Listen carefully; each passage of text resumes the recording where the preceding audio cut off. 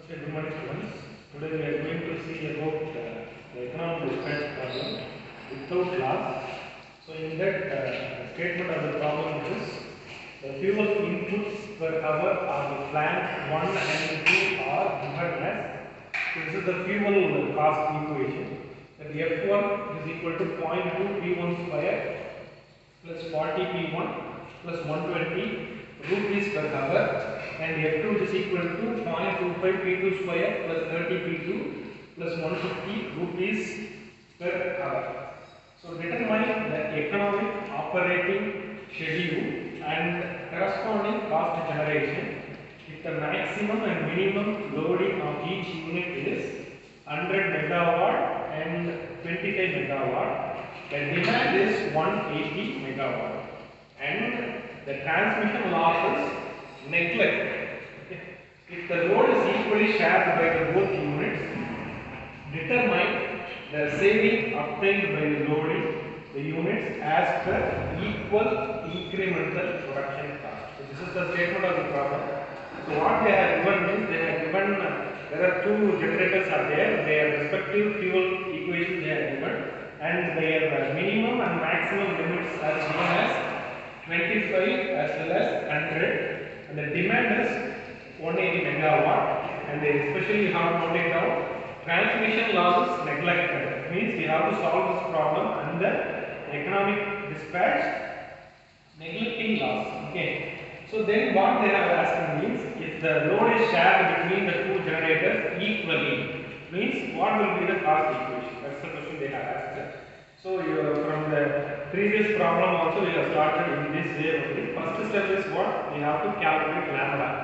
So in order to calculate the lambda, what we have to do means, we need to know this A1, B1, C1 as well as A2, B2, C2 respective equations.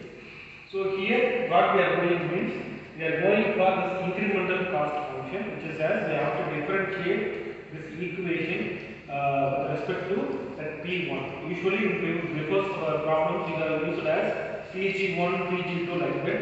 Here we are using as P1. Okay, that is a dF1 divided by dPg1 I have represented here. Okay, that means we are differentiating these two terms. Okay, that is 2 into 0.02 P1 plus 40. So respective equation is 0.4 P1 plus 40. So respectively the second equation also we are differentiating with respect to P2. Okay, so that means 2 into 0.25 P2 and third P, and then this is a constant, this gets 0. So we have get into two equations. So first step, demand is what? Demand is 180 megawatt. That is two generators has to be supplied 180 megawatt. So first step we have to calculate lambda value. So the equation which is PD plus summation of I equal to 1 to n Bi divided by 2Ai divided by summation of I equal to 1 to n 1 divided by 2Ai. Okay. So we have to get this Ai, Bi equations from this initial derivative we have derived in the previous classes. So we have to compare this equation with these equations. From that we are noting down that B1 A1 and B2 A2, and when we are substituting, we will get the lambda value as 75.556. Okay. Then what we have to do? We have to calculate the generator's capacity. Okay. So with the help of this equation, we have to calculate the Pg1 as well as Pg2. So here Pg1, how will we calculate? Lambda minus B1 divided by 2A1, which is the formula coming from this equation. And we are substituting all those values, we are getting it as 88.889 megawatt. Okay. Respectively, we have to calculate Pg2. So Pg2 also we are having the same equation.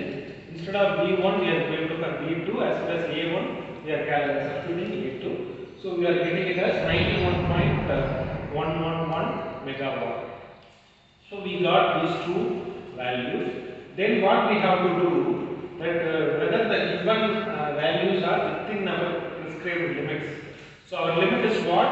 That 25 megawatt and 100 megawatt. So both are within the limits only. So there is no problem. Okay.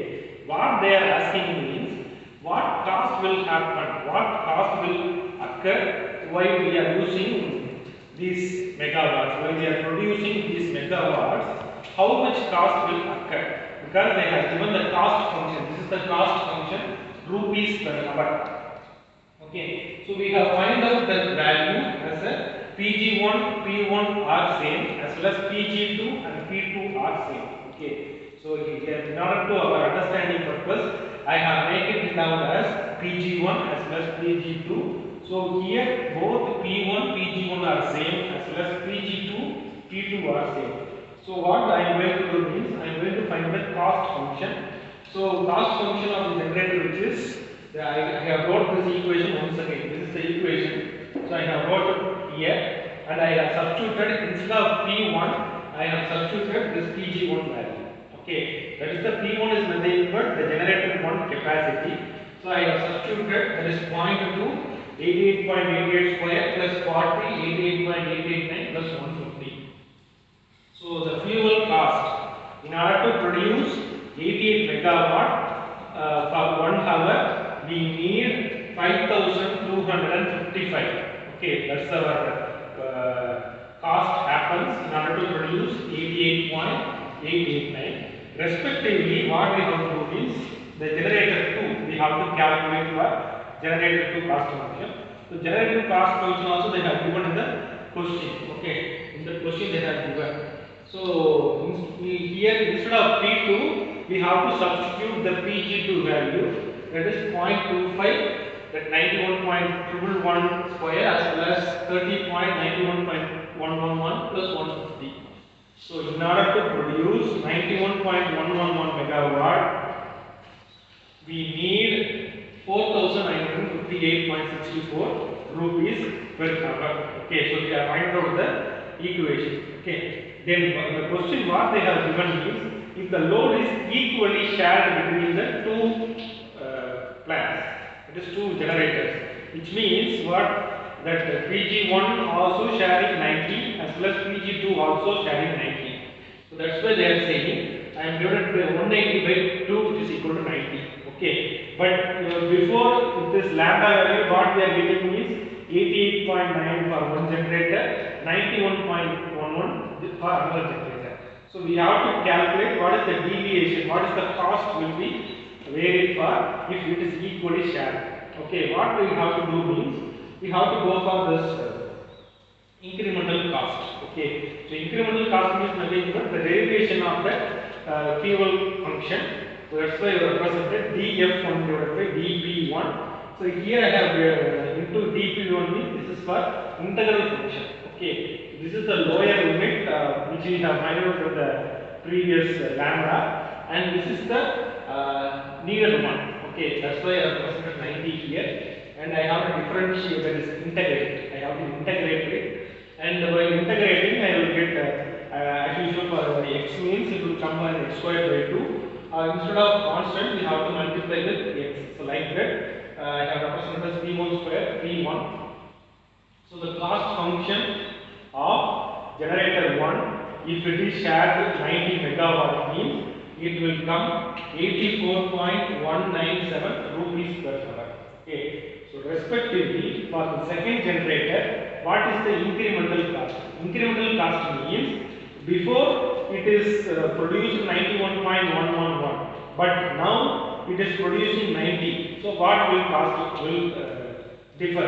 Okay, that's only we are going to see. So the increase in fuel cost for unit 2, which is that same thing, that is already we have find out that megawatt, and now if the load is equally shared, these are the two limits, and the respective function is same, that is f2, that is fuel function in the question equation we have to that is differentiate and then integrate with the limits. Okay, while substituting all those values we are getting it as C2, which is equal to minus 83.6411 rupees per hour.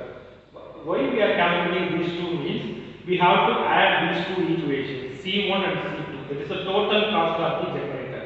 So what that is a net saving. Okay. So if I add these two means, what will happen? So this is the net saving. Net saving is nothing but C1 plus C2. So I am adding these two. So while doing, what is the result we are getting means 0.559 rupees per hour. What we are observed from this result means, if the load is equally shared between the two plants means, what will be the cost variation? Okay, for 1 hour we will save 0.559 rupees. Okay, if the load is equally shared means. Okay, so from the F1 as well as from the F2. So this is the question they have asked in the economic dispatch problem, neglecting the loss. Okay, so kindly practice this problem.